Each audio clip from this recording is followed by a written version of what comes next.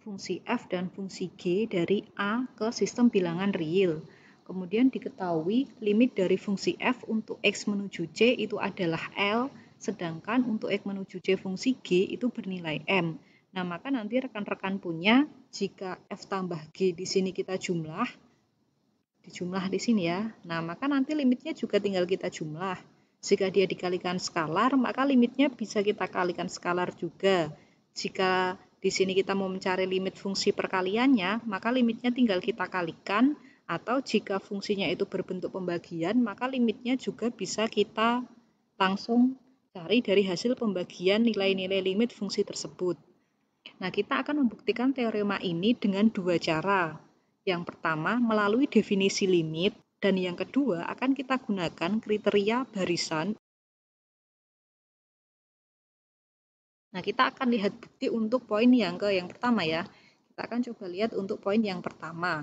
Nah, di poin yang pertama berarti yang diketahui nanti ini ya. Nah, limitnya diketahui L untuk fungsi f, kemudian limit untuk fungsi g ini adalah M. Kemudian ini target pembuktian kita. Jadi di sini nanti kita punya untuk yang pertama.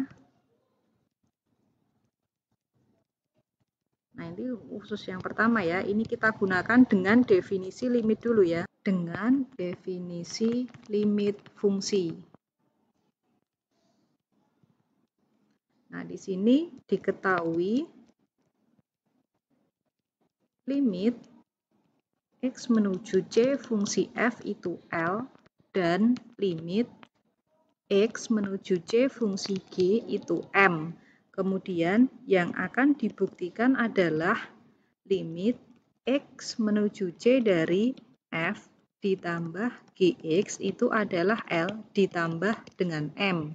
Nah, jika kita menggunakan definisi limit fungsi itu yang definisi menggunakan epsilon delta ya. Jadi nanti langkah pertama diambil sebarang epsilon positif. Nah, kemudian kita punya informasi tadi ya, diketahui limitnya L dan diketahui limitnya untuk fungsi G itu M di sini.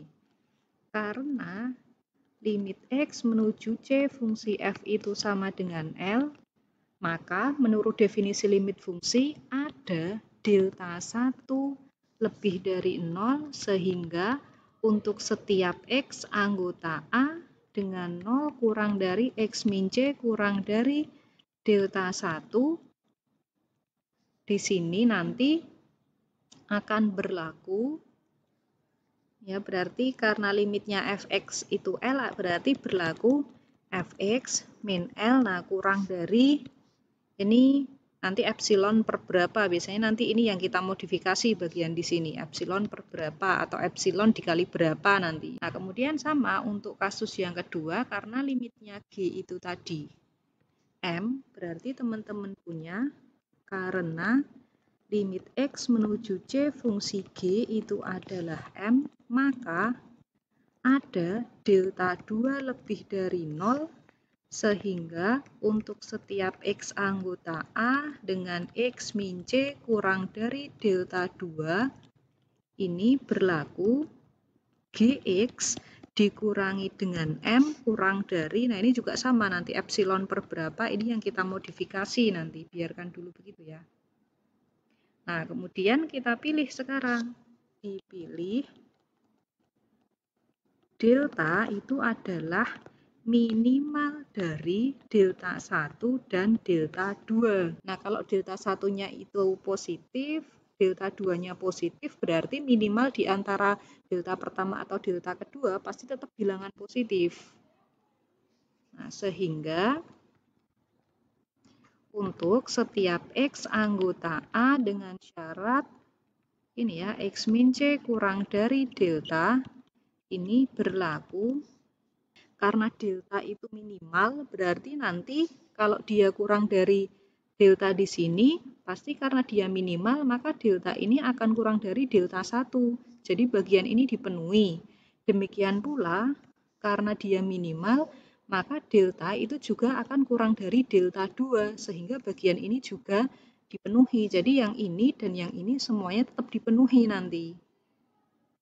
Nah, jadi nanti teman-teman peroleh di sini berlaku, ini yang akan kita tunjukkan ya. F ditambah G dikenai dengan X min L plus M, kan kecurigaan yang mau dibuktikan tadi kan di sini ini ya, limitnya ini sama dengan L plus M. Nah, jadi kita tulis di sini F plus GX dikurangi L plus M. Nah, ini sama dengan, nah kita ingat definisinya operasi F plus G tadi apa?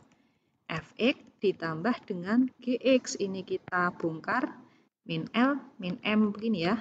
Nah, ini menjadi Fx-nya, sekarang kita jadikan 1, Fx dengan L ditambah Gx-nya kita jadikan 1 dengan M. Nah, kemudian nanti bisa kita jadikan 1, Fx dengan L, Gx-nya dengan M. Kemudian kita pakai sifat ketaksamaan segitiga, ini akan berlaku kurang dari Fx min L ditambah dengan Gx dikurangi dengan M. Nah, padahal target kita yang terakhir di sini nanti epsilon. Nah, berarti nanti di sini tinggal kita bagi aja, di sini epsilon per 2. Nah, di sini juga kurang dari epsilon per 2. Berarti ini tinggal kita ganti. Nah, di sini berarti teman-teman perlunya adalah epsilon per 2. Ini juga epsilon per 2.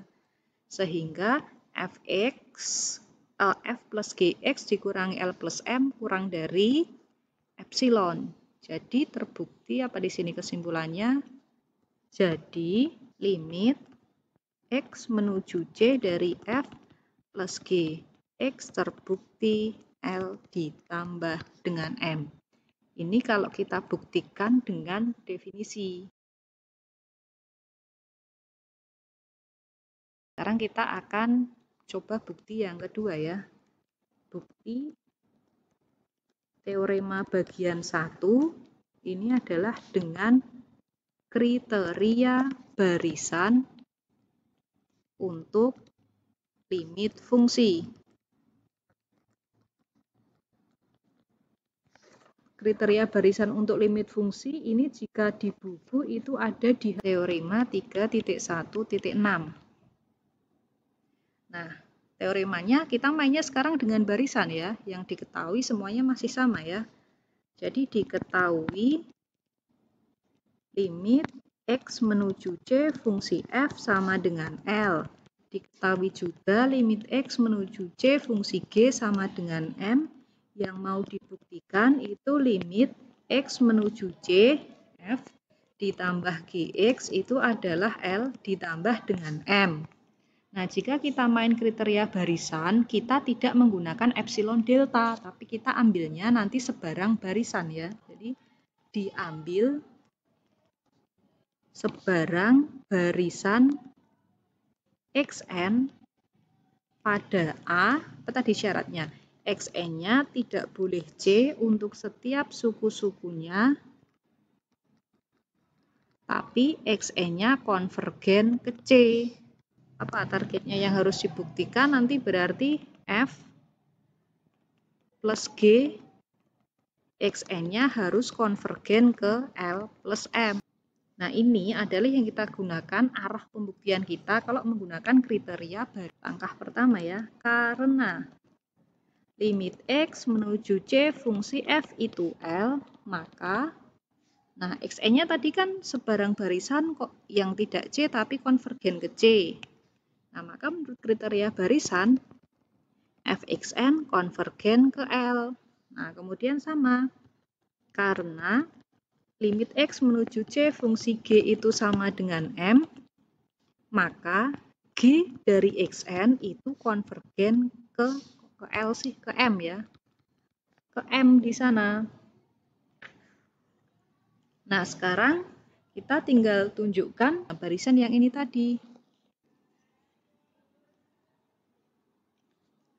Sehingga F ditambah G Xn, ini kan definisinya Fxn ditambah dengan Gxn. Nah, menurut teori pada barisan, jika dua barisan itu konvergen, masing-masing misalnya ke L, yang satunya konvergen ke M, kalau dijumlah kan limitnya tinggal kita jumlah ya. Di sini nanti tinggal kita peroleh, nah limitnya fxn-nya konvergen ke L ditambah G-nya konvergen ke M.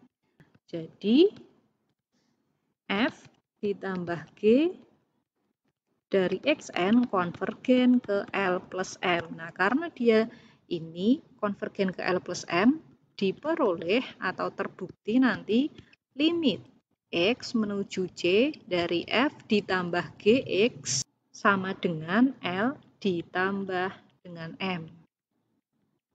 Nah,